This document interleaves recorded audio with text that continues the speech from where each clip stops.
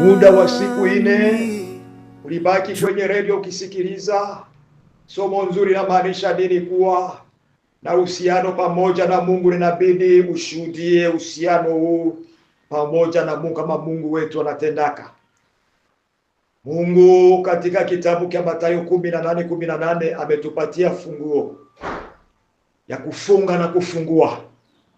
Kwa mamlaka ya ufungulivu tunafungua vyote shetani alifunga katika maisha yako. 2026 iwe mwaka ya ushuhuda kwako na kwa jamaa yako yote.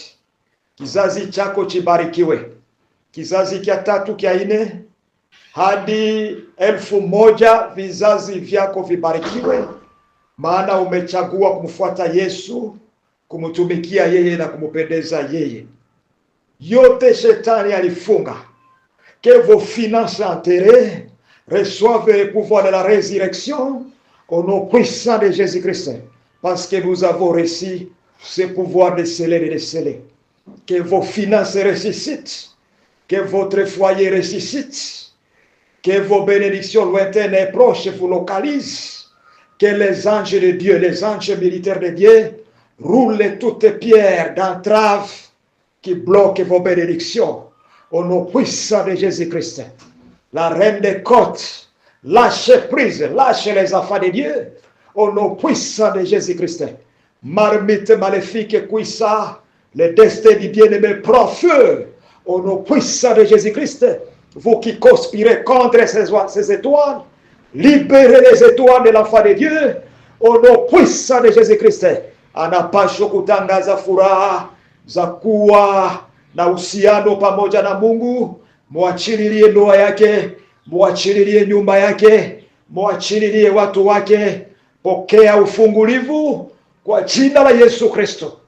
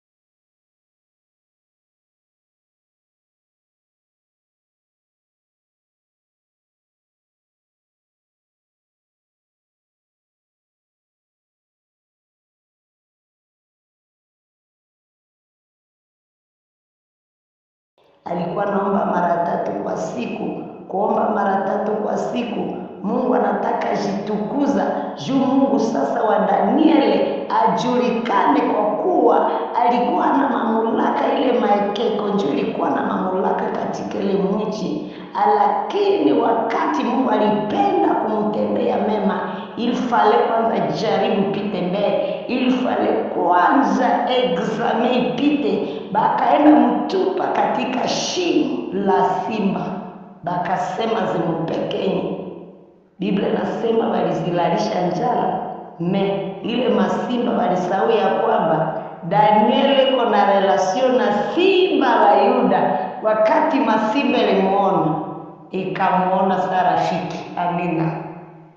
Kwenye kuna nijenga sana, mfalme alienda mtupa na hataki, akalamukia asubuhi, akasema Danieli mie wake, uishi vema mfalme wangu, kwenye mulinitia masimba ligeuka kwa marafiki zangu. Amina.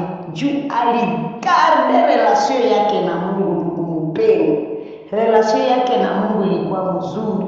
Tulisema kapenda relasio yako kuwe mzuri na Mungu, kuwa mwenye maombi sana, tafuta utakaso, kwa kuwa yeye mtakatifu mara 3. Wakati na kwa utakaso, Biblia inasema utaona mema ya nchi.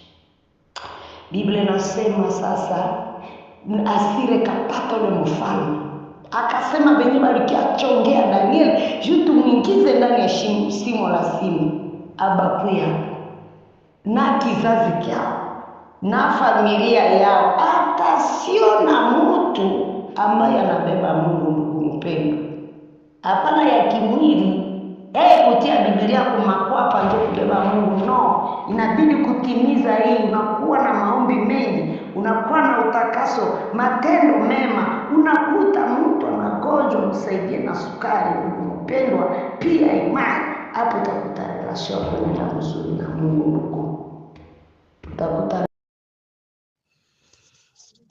Shalom, shalom, bien-aimés de la radio publique Puissance de Dieu International, de Lancaster, Pennsylvania, en Amérique. Et je rends grâce à l'Éternel Dieu qui a renouvelé encore sa bonté pour que nous soyons comptés parmi les vivants en ces grands jours d'aujourd'hui, et qui m'a permis aussi qu'à ces moments, je sois devant le micro de la radio publique Puissance de Dieu International pour parler de sa part. Et là, je remercie aussi le révérend apôtre Jean-Baptiste Paluku Mouloveri, lui qui nous a choisis et nous a donné aussi cette opportunité pour passer au travers les ondes. Et nos salutations au révérend Julien Kasereka de Beni, notre coordonnateur national. Et je salue aussi l'évangéliste international David Findama de l'Ouganda. Et mes salutations à Mama Sika, la prophétesse qui est auprès de notre papa apôtre pour l'aider dans son ministère. Et nos salutations au révérend docteur Willy Makelela, au révérend pasteur Ben Lomomo de Kinshasa. Et je salue aussi mon épouse, l'évangéliste Damali Ochalonge. Et nos salutations à tous les hommes de Dieu qui passent à la radio publique Puissance de Dieu International pour nous édifier.